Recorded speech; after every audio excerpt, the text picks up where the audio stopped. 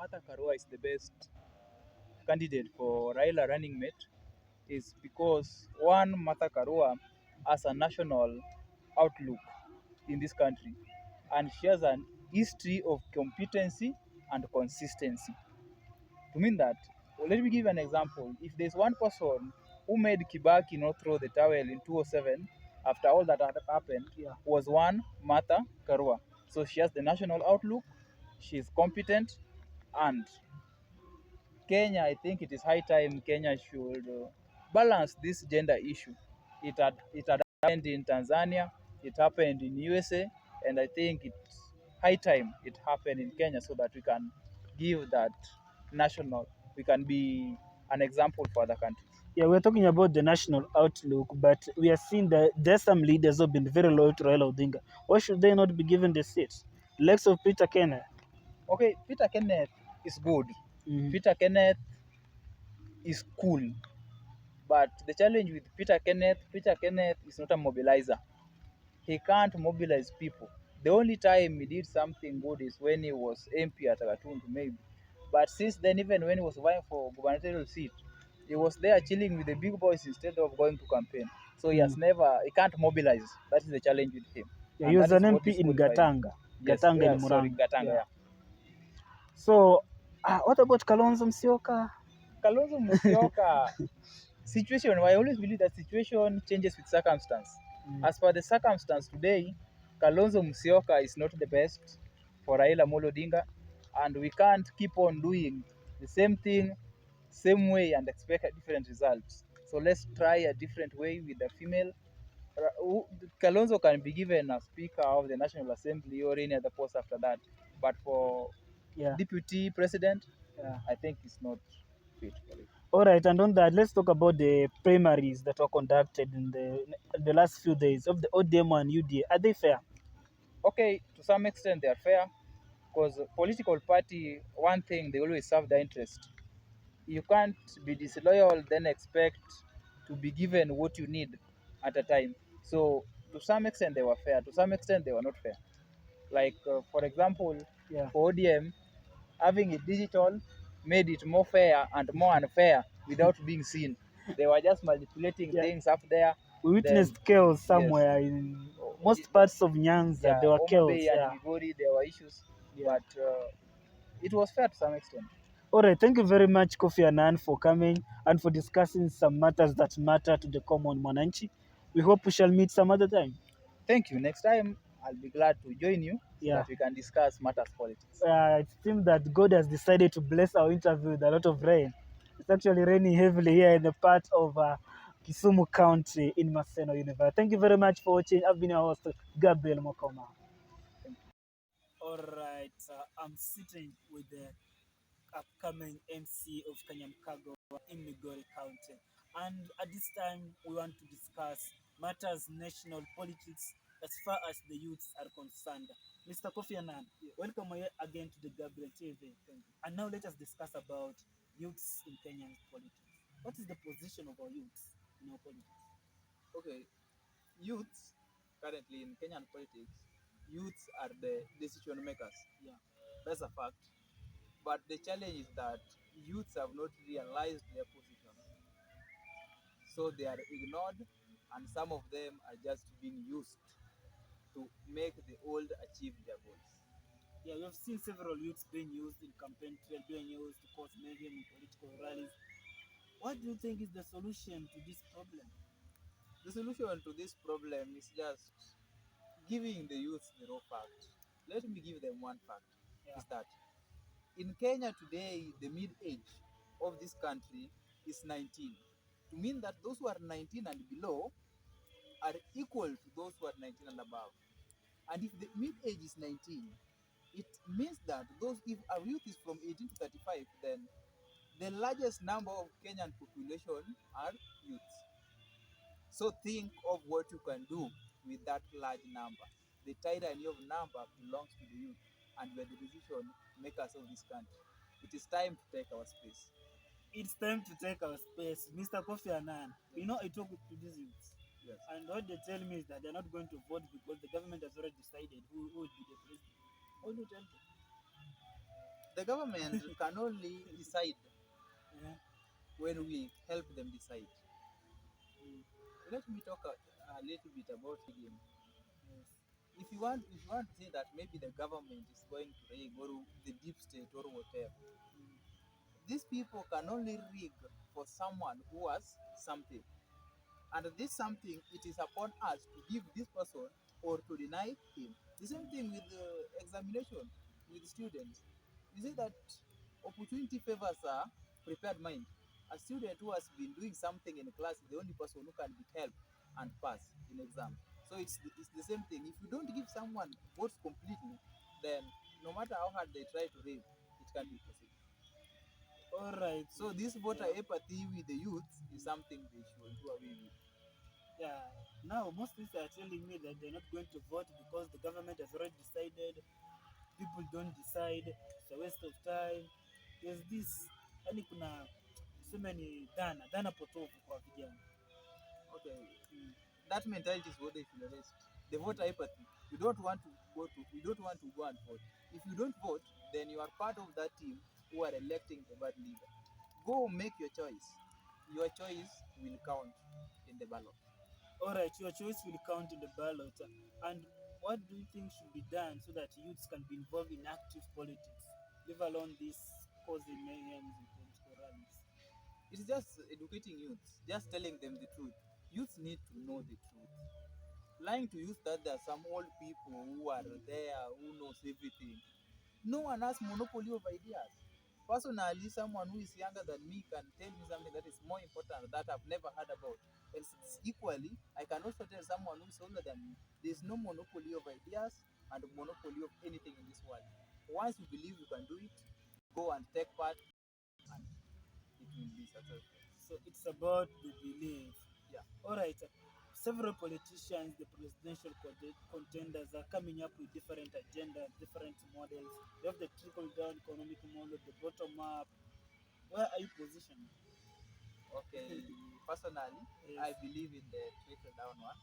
When we talk of bottom up, the challenge is that the proprietors of the bottom up cannot explain it. But we saw the deputy president and his lieutenants actually explain it, the bottom up, saying that they're going to empower the mama mboga, mtu boda boda, mwananchi wa chini atainuliwa juu.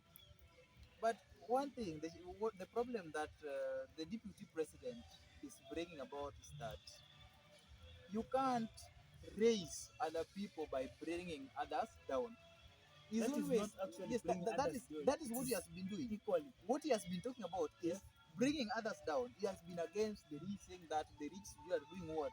You can't bring the poor up by bringing the rich down. What you should do is give equal opportunities. Those who can rise, rise. Those who wants to fall. But you can't kill others to make others live. That is one thing that is advocating for, but I'm really against. Yes, You can't kill others to make others others live. live. Yes. All right, thank you very much on that. So, you believe in the 6,000 stipend that Raila Odinga is about to give Kenyans? I, Is it real? Is there money to do that? I believe and it is possible. Let me give you an example why I believe this man, Raila Odinga. In 2 or 3 when they were campaigning, in 2 or 2 when they were campaigning for Kibaki, and Uhuru was on the other side, Raila and Kibaki were saying that we will ensure there's free primary education. The other side, Uhuru and the team were saying it is impossible. Such a thing can't happen. How can you educate everybody in the country? Immediately they were into power, it was achievable. Today we have free primary education. And the 6,000 issue, if you do your arithmetic, when Uhuru said that 2 billion is being lost daily, take this 2 billion and count all the days which are in a year, you'll find that the sum the sum that will be accumulated by this 2 billion that is getting lost daily is even more than the 6,000 that will be released to the vulnerable community, people in the society. I get you. But Raila Odinga has other manifestos such as the Baba Care. What's Baba Care? Okay, Baba Care, it is maybe I can say that it is something that has been borrowed, the borrowed ideology from Obamacare. In Obamacare, there is an insurance whereby people access free health irrespective of where you come from. Yeah, thank you very much on that. And we are seeing politicians who are corrupt vying for this. Should a politician who has been accused of corruption still seek an elective seat? Okay, we say that everyone is innocent until proven guilty. And all these people who are said to be corrupt, they have pending cases in court. And with the constitution, you are not allowed to vie if you have a case. To mean that if you have been convicted, all these people have cases which are pending, they have not been convicted. We can't say whether they are guilty or they are innocent. So the problem is with the judicial system of this country. If the judicial system can do their work, then we cannot have corrupt leaders. But if they will keep on leaving people on bond and arresting people who are trying to feed their families, then it is something that will come again after 5 years. We'll elect these corrupt people.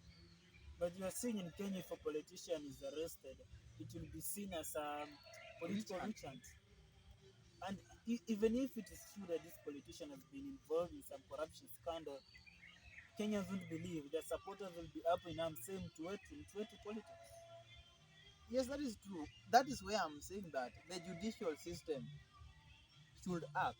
If the judicial system is strict and they are there to what the law says, then I think even if people we shout today that is a witch and witch and witch and tomorrow they will arrest you. Some of us will burn things, make noise. Then after 3 days, it will be back to normalcy. Yeah, pressure. The only medicine to pressure and those things of our people is time. Give them time. They will get tired. Even the tiles that they are burning will get over, and they will cool down. Ah, I think that is what's supposed to be. And we have seen now that the the flag bearer of Azimio la Umoja, Raila Odinga, is out of the country to US actually to meet some few Kenyans. Will that really help the diaspora who actually met William Ruto some other day? You know, the individuals in diaspora. One thing I like with them is that they give equal chances to all aspirants. And Raila going to diaspora to meet these people. If you get it right, Raila was going to meet senior government officials in USA. Yeah. Yes, to mean that he was going to meet these people. He was unlike Ruto, who was going to, once he entered any house which is painted white, then all his bloggers were out. Ruto went to White House. Raila said that he's going to meet senior government officials, after which he will listen to Kenyans in diaspora. Kenyans in diaspora are citizens of this country, and their wants should also be listened to. So Raila visiting them and selling his policies to them, I think will add to his basket, because they are also voters. They are voting polling stations in diaspora. Those people also vote for president. So will Raila change the mind of the diaspora who met William Ruto? I'm sure they are not even made their mind. Something Ruto you can't trust. He will be lying left, right, and center. So making your mind, I don't think people have made their mind. You Those know, people are waiting for Raila so that Raila can tell them something substantial and have a stand. on that Yes. Koffi Annan, Yeah. people say they don't trust him. Why don't you trust William Ruto? Trusting William Ruto is very hard. Personally, I admire William Ruto. Something I can't run away from. Tell us why you admire him, and Yes. then you tell us why you don't trust William. Why do you The admire reason him? why I admire William Ruto is one man who is very aggressive. He That's knows true. what to do and when to do it. That is one thing I admire in him. But the second thing is that this man is too corrupt.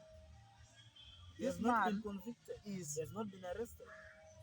yes, Those are just okay. allegations. We have opinion, court of law or whatever.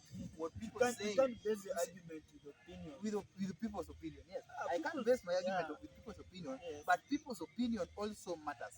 It matters, but it might be propaganda. You know, in politics, there's a lot of propaganda. But they are facts. Which facts? If there are One, facts, yes. he should be arrested. He has cases in court. Yes, If there's one person who has cases in court than any other person, it's one William Samoei. I think you can't prove those cases, right? Can you prove? Okay, I can tell you some. in the issue of land. Yeah. This man who died in Western, let me just like keep your land and all those other lands they are talking about. The other day, I think those are just allegations, which actually there's this woman who was yes, the other day, yeah, presenting those allegations and it didn't go and she was stopped. She was told to present them instead of they didn't want all those allegations to reach the ears of Kenyans. You know, even that by now is aligned to Ruto. That's why he was insisting of table them, table them.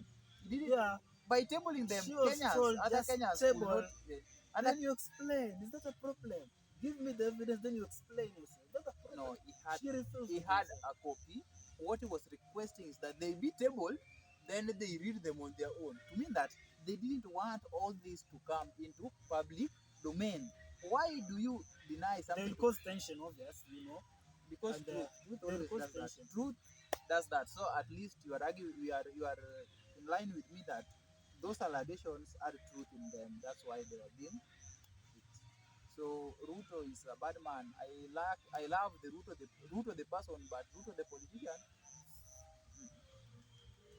You know, William Ruto is a person who is able to maneuver. Is able to pitch. Yes, he knows how to find his. Knows how to find his way. What if he finds his ways and actually becomes the president? If he, one thing that Ruto cannot find his way to is to becoming president in 2020.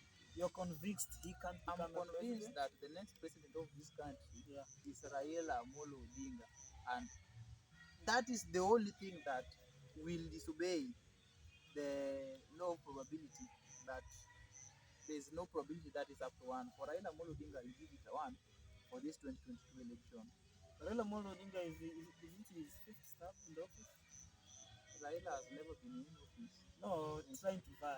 Yes, Raila has. Yes, this is the and William Samoei Ruto is trying for the first time. He has a lot of energy, a lot of vigor. Do you think that the vigorous person, the energy, and the youth in nature of William Ruto will not? It won't propel him. Let him just be energized or young. But one thing I'm sure of, Ruto is not the next president of this country.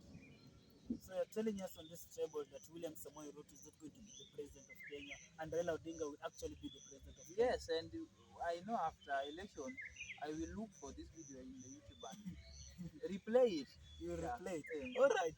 The issue of running, where should that position be? Okay, personally, for my thoughts, the best candidate for Raila, I believe that Martha Karua can make the best for Raila Amolo Odinga. One, the reason is that Martha Karua has a national outlook. She has a national outlook, and even if you go to any area and ask someone, do you know someone called Martha Karua, then they will acknowledge it. And she also has an history of being persistent and committed to the cause. If there is one person who made Kibaki not throw the towel in 2007, then it is this one